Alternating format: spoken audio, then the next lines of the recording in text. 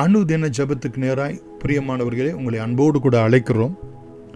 சங்கீதம் 19ஆம் அதிகாரம் 1 முதல் 11 வரைக்குள்ள வசனங்களிலே ஆகாய விரிவை குறித்தும் சூரியனுக்கு அவர் ஒரு கூடாரத்தை ஏற்படுத்தியிருக்கிறதை குறித்தும் கர்த்தருடைய வேதம் எவ்வளவு வல்லமை உடையது என்பதை குறித்தும் இவையெல்லாம் தேவனுடைய மகிமையை வெளிப்படுத்தக்கூடியதாக இருக்கிறது என்று நாம் பார்க்கிறோம்.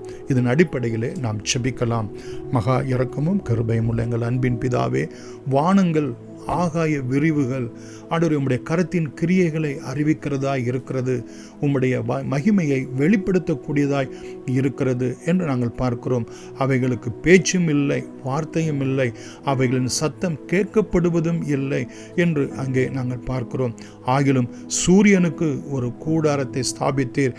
அவைகளெல்லாம் தங்களுடைய ஓட்டத்திலே மணவரையிலிருந்து புறப்படுகிற மணவாளனைப் போல, பராக்கிரமசாலியைப் போல தன் பாதையிலே ஓட மகிழ்ச்சியாய் இருக்கிறது என்றும் ஆண்டவரே, அது ஒரு முனையிலிருந்து புறப்பட்டு அவைகள் மறுமுனை வரைக்கும் சுற்றி ஓடுகிறது, அதன் காந்திக்கு மறைவானது ஒன்றுமில்லை என்று சொல்லி ஆண்டவரே உம்முடைய சிருஷ்டிப்பை குறித்து, ஆகாய விரிவை குறித்து, பிரியமா ஆண்டவரே அங்கே சூரியனை குறித்தும் வானத்தில் உள்ளதான மற்ற நட்சத்திரங்களை குறித்தும் இங்கே ஆண்டவர் சொல்கிறதை ஆண்டவரே நாங்கள் பார்க்கிறோம். தகப்பனே, இவை எல்லாவற்றையும் உம்முடைய வல்லமையினாலே ஆண்டவரே, உம்முடைய தயவுள்ள சித்தத்தினாலே எங்களுக்கு பிரயோஜனமாய், எங்களுக்கு ஆசீர்வாதமாய், எங்களுக்கு வெளிச்சம் தரக்கூடியதாய், எங்களுக்கு நாட்களை குறிக்கக்கூடியதாய் ஆண்டவரே தகப்பனே நீர் வைத்திருக்கிற அடையாளத்துக்காக, சூரியன் சந்திரன் அடையாளத்துக்காக நன்றியோடு கூட நாங்கள் உம்மை ஸ்தோத்திரிக்கிறோம். அவைகளுடைய ஓட்டத்திற்காக, அவற்றின் நிமித்தமாக இந்த பூமி நிலை நிற்கிற தயவுக்காக, அது தன்னைத்தானே சுற்றி கொண்டு பூமியை சூரியனையும் சுற்றி கொண்டு ஆண்டவரே இந்த அண்ட சராசரத்தையும் சுற்றுகிறதை நாங்கள் பார்க்கிறோம். இவையெல்லாம் உம்முடைய கரத்தின் கிரியையாய், உம்முடைய வார்த்தையின் வல்லமையாய், உம்முடைய தயவுள்ள சித்தமாய் இருக்கிறபடினால் எங்கள் வாழ்க்கையும் ஆண்டவரே உம்முடைய தயவுள்ள சித்தத்தின்படி, உம்முடைய வார்த்தையின்படி நித்தமும் ஆசீர்வாதமாய், மகிமையாய், கிருபையாய், அருமையாய் நீர் நடத்துவீர். ஆண்டவரே தகப்பனே, உம்முடைய வேதத்தை குறித்து 7 முதல் 11 வரைக்குள்ள வசனங்களிலே 19ஆம் சங்கீதத்தில் நாங்கள் பார்க்கிறோம்.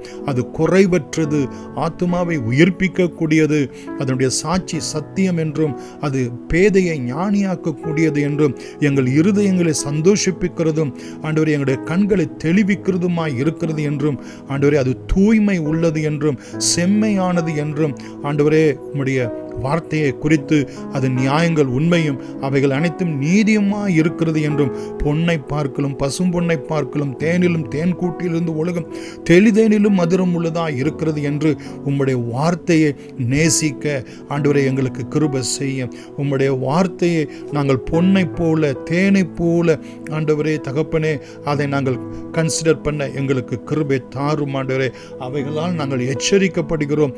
அவைகளை கை கொள்ளுகிறதுனாலே எங்களுக்கு மிகுந்த பலன், எங்களுக்கு மிகுந்த ஆசீர்வாதம் உண்டு.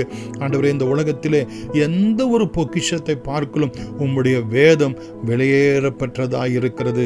இம்மையிலும் மறுமையிலும் எங்களை நித்தியமாய் நடத்தக்கூடிய உம்முடைய ஜீவ வாக்கியங்கள் அடங்கிய இந்த வேத வசனங்களுக்காய், நித்திய ஜீவனை எங்களுக்கு கொண்டு வரக்கூடிய இந்த வேத வசனங்களுக்காய், உம்முடைய ரட்சிப்பின் திட்டத்தை, கல்வாரி சிலுவையை எங்களுக்கு வெளிப்படுத்துகிற இந்த வேத வசனங்களுக்காய் கோடான கோடி ஸ்தோத்திரம்.